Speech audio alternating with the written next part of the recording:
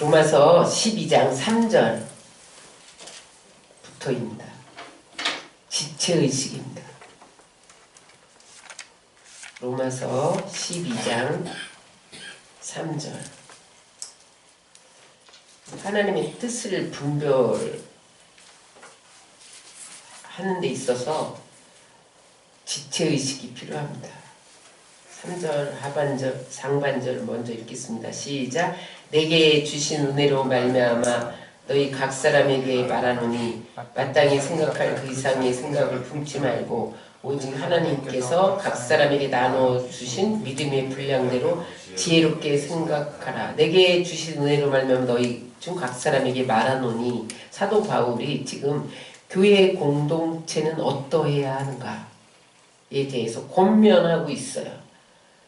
근데 권면은 이제 오늘 사도 바울이 나는 하나님에게 받은 은혜를 힘입어서 각 사람을 권한다, 그렇게 말하고 있어요. 권면할 때 우리가 이제 어떤 사람들에게 권면을 들을 때에 은혜로 들어야 합니다. 율법으로 들으면 안 됩니다. 우리 누가 권면하는 거를 자칫 율법으로 듣고 거부 반응을 일으킬 수가 있어요. 근데 권면할 때는 은혜로 들어야 돼요. 그래서 사랑의 기초에서 권면을 들어야 됩니다.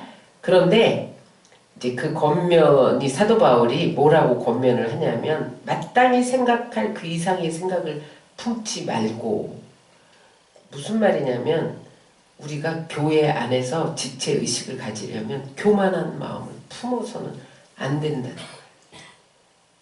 마땅히 생각할 그 이상의 생각. 아담과 하와는 아담과 하와로서, 사람으로서, 피조물로서 마땅히 생각할 그 생각만 해야 돼요. 하나님께 영광을 돌리고 피조물의 자리에 있어야 되는데, 그가 어떤 생각을 품어요? 하나님처럼 되고 싶어서, 너도 선악과를 따먹으면 눈이 밝아져서 하나님처럼 될 수 있다. 교만한 마음을 품으니까 에덴 동산에서 쫓겨납니다. 사중 타락이 찾아옵니다. 그래서 여러분, 우리 안에 가장 큰 죄는 교만이에요. 교만에는 커트라인이 없어요. 이 지식이 있는 사람만 교만할 것 같고, 돈이 있는 사람만 교만할 것 같고, 뭐 좀 높은 권세를 갖거나 명예를 가진 사람만 교만할 것 같잖아요. 그런데 여러분, 무식한 사람도 얼마나 교만한지 몰라요. 가난한 사람도 교만해요. 이게 우리 최초로 아담과 하와가 범한, 루시퍼가 범한, 그 하나님을 찬양하는 천사가, 하나님께 영광을 돌려야 할 천사가 그 하나님 보좌를 찬탈하려고 넘보는 그 마음이 교만이잖아요. 그래서 여러분, 우리 안에 이 교만을 뽑아내지 않으면요, 하나님이 준 땅에서 쫓겨나고요, 하나님이 준 자리에서 떨어집니다. 보좌를 찬탈하려다 이 땅에 귀신으로 떨어진 게 루시퍼잖아요. 무엇이든지 그냥 생명나무 과실 하나만 먹고 살면 영원히 살 터인데, 거기서 교만한 마음으로 하나님 대적하다가 쫓겨나잖아요. 그래서 오늘 사도 바울이 교회에서 어떻게 해야 되느냐, 마땅히 생각할 그 이상의 생각을 품지 말라는 거예요. 믿음의 분량대로 생각하라는 거예요. 내 자리에서 내가 지켜야 할, 내가 맡은 일만 하면 된다는 거예요. 그 다음에 지혜롭게, 나눠준 빌립인데 지혜롭게 생각하라. 여기는 킹제임스 버전에 보니까 맑은 정신으로 건전하게 생각하라. 우리의 생각이 늘 맑아야 돼요. 건전해야 돼요. 근데 우리의 생각이 맑지 않고 뭔가 불투명하고 투명하지 않고 건전하지 않으면 안 됩니다. 무슨 일을 하든 하나님께 포커스를 맞추고 건전한 것이 지혜롭게 생각하는 거예요. 그 다음에 믿음의 분량대로. 우리는 할 수 있거든요. 무슨 말이냐, 믿는 자에게 능치 못할 일이 없느니라, 그런 말을 의지해서 우리는 다 모든 걸 할 수 있어, 이렇게 생각해요. 근데 그것도 분량을 알고 해라는 거예요. 분량을 알고. 응? 은사를 받았으면 믿음의 분량만큼 분수에 맞게 생각해야 된다는 거예요. 응? 탐욕의 기초에서 생각하면 안 된다는 거예요. 그 어떤 은사를 줬기 때문에 믿는 자에게 능치 못할 일이 없다. 이렇게 다 할 수 있다고 착각하면 안 된다는 거예요. 하나님의 뜻 안에서 하나님의 영광만을 위해서 해야 된다는 거예요. 그래서 어떤 경우에도 자신의 분수에 맞게 그 분량을 벗어나지 말고 생각해야 된다는 거예요. 과시하지 말라는 거예요. 예를 들면 이런 거예요. 지체 중에 눈의 일만 하면 되잖아요. 제가 지금 안경을 컴퓨터 안경을 쓰고 그냥 왔어요. 바꿔 써야 되는데 그래서 잘 안 보여요. 가까이 있는 건 잘 보여요. 도수가 낮은 거예요. 눈은 잘 보면 돼요. 잘 보는 역할만 하면 돼. 근데 눈이 나는 모든 걸 할 수 있어. 그래서 손이 되게 손노릇을 하면 안 된다는 거예요. 손대로의 믿음의 분량이 있는 거예요. 눈의 분량은 손의 분량이 아니라는 거죠. 남자가 믿음으로 여자처럼 아기를 낳게 해달란다고 아기가 납니까? 뭐든지 할 수 있습니까? 그거 못 낳는 거예요. 눈이 아무리 내가 손이 되게 해달라고 한들 손이 됩니까? 안 되는 거예요. 그게 믿음의 분량입니다. 할 수 있거든요. 무슨 말이냐? 믿는 자에게 능히 하지 못할 일이 없느니라. 그것은 믿음의 분량 안에서 하나님 뜻 안에서 하라는 거예요.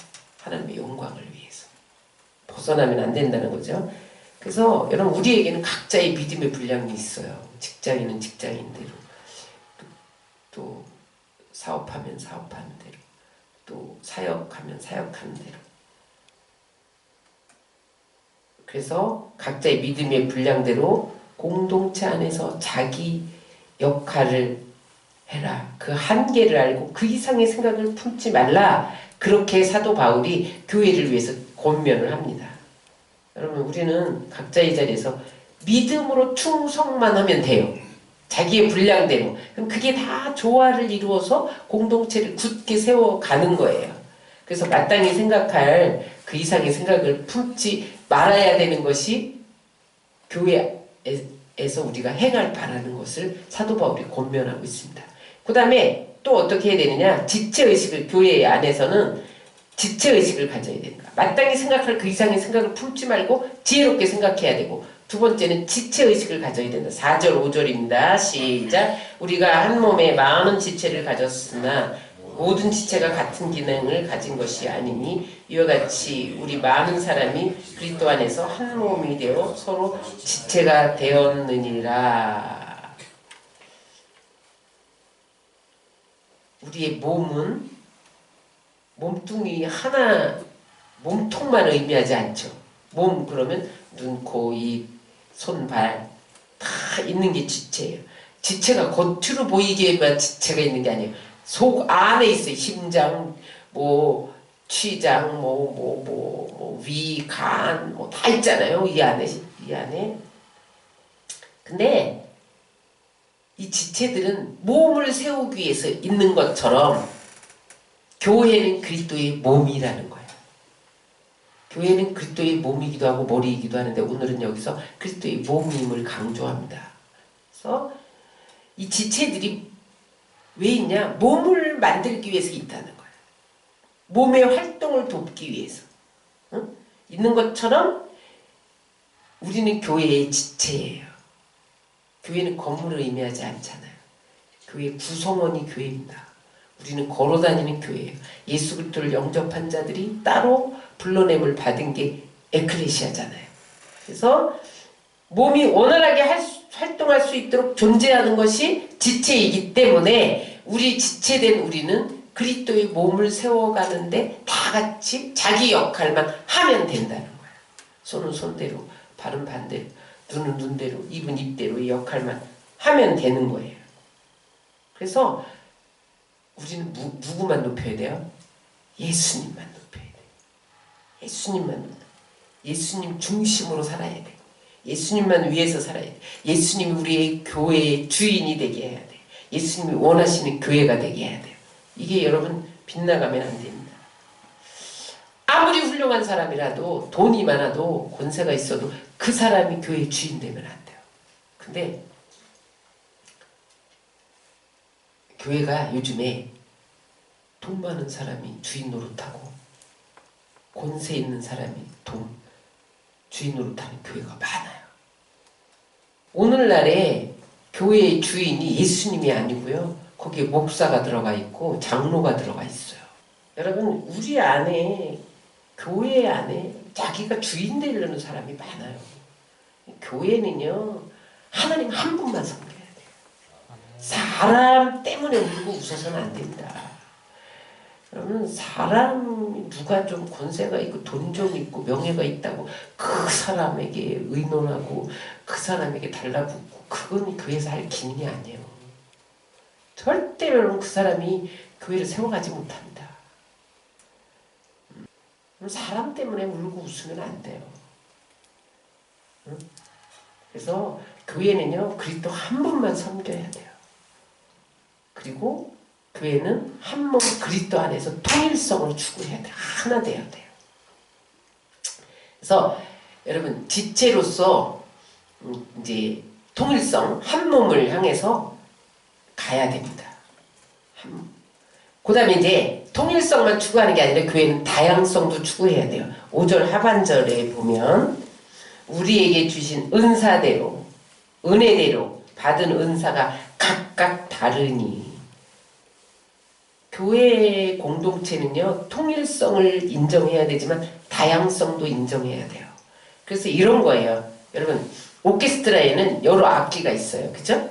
뭐 바이올린도 있고 피아노도 있고 심볼주도 있고 뭐 다 있어요. 그런데 각자가 다양한 소리를 내서 아름다운 음악을 만들어야 되는데 중요한 게 있습니다. 지휘자를 따라서 아름다운 소리를 내야만 그게 아름다운 선율이 되는 거예요. 지휘자가 지휘를 하는데 나는 심벌주니까 띵띵띵띵 내 소리만 낼 거야. 나는 바이올린이니까 트럼펫이니까 빵빵빵빵 자기 혼자 이러면 아름다운 음악을 낼 수가 없는 거예요. 오늘 은사가 다양합니다. 어떤 사람은 이제 뒤에 나오는데 예언의 은사, 가르치는 은사, 섬기는 은사 많은데 다양한 은사를 인정하되 지휘자에 맞춰서 해야 되는 거예요. 질서 있게 해야 되는 거예요. 지휘자가 피아노 음을 내라. 그런데 트럼펫이 자기 음만 내면 이 오케스트라는 깨진다는 거죠. 그럼 은사를 사용하되 질서대로 해야 됩니다.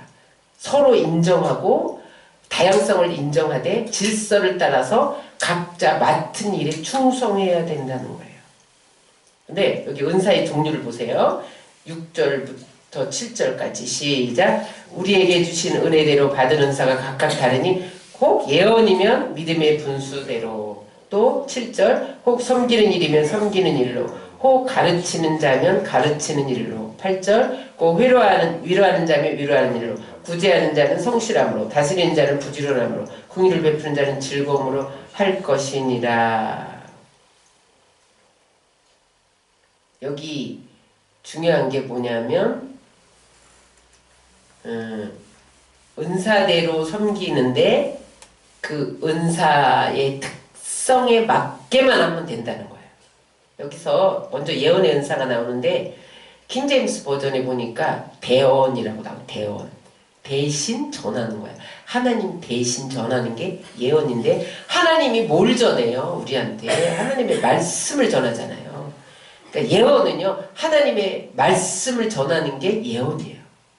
점치듯이 뭐 알아맞히고 앞 일을 알아맞히고 이러는 게 아닙니다. 하나님의 말씀을 대신 전하는 게 대언이에요. 그래서 그 예언의 본래적인 목적이 뭐냐면 하나님 사랑, 이웃 사랑입니다. 그래서 내가 예언의 은사를 받았어. 그런데 이게 저 사람으로 하여금 이 예언을 주셨는데 하나님이 지금 나를 통해서 대언하게 하셨어요. 그랬는데 저 사람이 이 예언을 듣고 하나님을 사랑하고 이웃을 사랑하게 되느냐 아니냐 그걸 갖고 분별을 해야 되는 거예요. 내가 예언을 하는데 저 사람이 이 소리를 듣고 교만해질 것 같아. 그러면 안 해야 되는 거야. 그 사람에게 해가 될 것 같아. 하나님 사랑도 아니고 이웃 사랑도 아니야. 그럼 그건 잘못된 예언이에요. 응? 자신에게 주신 분수대로 예언을 해야 된다. 그 다음에 섬기는 은사, 가르치는 은사, 뭐 여러 가지 은사가 많아요. 여기 나온 은사 위에도 어떤 사람은 음식을 잘해서 섬기는 은사가 있고, 이거는요 성경에 안 나와도 은사가 많습니다. 청소를 잘하는 은사도 있고, 물질을 섬기는 은사도 있고, 어떤 사람은 길을 뭐 기가 막히게 잘 찾는 은사도 있고, 미술을 잘하는 은사도 있고, 뭐 은사가 많아요. 뭐 물건을 잘 사는 은사도 있어. 물건을 기가 막히게. 어떤 사람은 찬양의 은사도 있고, 뭐 미술의 은사도 있고, 뭐 여러 가지 은사가 많아요. 그런데 그 은사가 나에게 준 줄 어떻게 아느냐? 내가 그 일만 하면 기쁜 거예요. 그게 은사예요. 그 일만 하면 막 소원이 일어나. 내가 가르치는 일 하면 뭐 내가 막 흥분돼. 가르치는 일 하면 이게 은사예요. 가르치는 은사. 어떻게 하면 잘 가르칠까? 기쁨으로 해야 된다. 그 다음에 8절에 보면 권위하는 자면 권위하는 일로. 권위 은사가 뭐냐면 연약한 자, 절망한 자를 권면하고 위로하는 은사예요. 권위가 뭐 권위 있어라 이런 게 아니라 권면하고 위로한다. 바나바는 권위의 은사가 있었어요. 그래서 바울을 세우고 마가를 세우고 사람을 이렇게 절망한 자, 연약한 자를 권면하고 위로해서 자꾸 세우는 게 권위의 은사고요. 구제의 은사가 있어요. 구제의 은사는 성실함으로 해라. 성실함으로 하라는 것은 무슨 말이에요? 단순한 마음으로 해라. 구제할 때 되돌려 받으려고 하지 말라는 거예요. 그게 성실함입니다. 어떤 사람이 교회에 헌물을 드렸어. 그런데 그걸 드리고 목사가 감사하다고 말해야 되는데 감사하다고 말 안 했어. 그럼 시험에 든다. 그거는요 하나님 안 받으십니다. 그거를 칭찬을 받으려고 하거나 그것 때문에 생색을 내려고 하거나 사람들 앞에 자기를 좀 나타내 보이려고 하는 거는 섬기는 은사도 아니고 구제의 은사도 아니고 하나님께 드린 것도 아니에요. 하나님께 드린 거는요 칭찬을 돌려받으려고 하지도 말고 그것 때문에 헌금도 돌려받으려고 하는 사람도 있다는데 헌금 내고 돈 달라고 뭐 성실한 마음으로 구제를 해라. 되돌려 받고자 하지 않는 순수한 마음으로 하지 않으면 하나님이 안 받으시는 거야. 그 다음에 이제 여기 또 다스리는 자는 부지런함으로 지도자 잘 사람들을 지도하고 모임을 잘 이끌고 사람들의 마음을 움직여서 헌신하게 하고 이렇게 공동체를 하나게 하는 것은 부지런함으로 하라는 것은 빨리빨리 하라는 거야. 응? 그리고 섬기는 자세로 해야 된다. 그 다음에 긍휼의 은사는 뭐예요? 긍휼의 은사는 불쌍히 여기는 마음. 어떤 사람이 아파하면 그 사람이 너무 불쌍한 거야. 자기도 아파하는 게 긍휼의 은사예요. 그런데 긍휼의 은사를 베푸는 자는 즐거움으로 할 것이라. 마지못해 도와주면 안 된다는 거야. 즐거움으로 해라.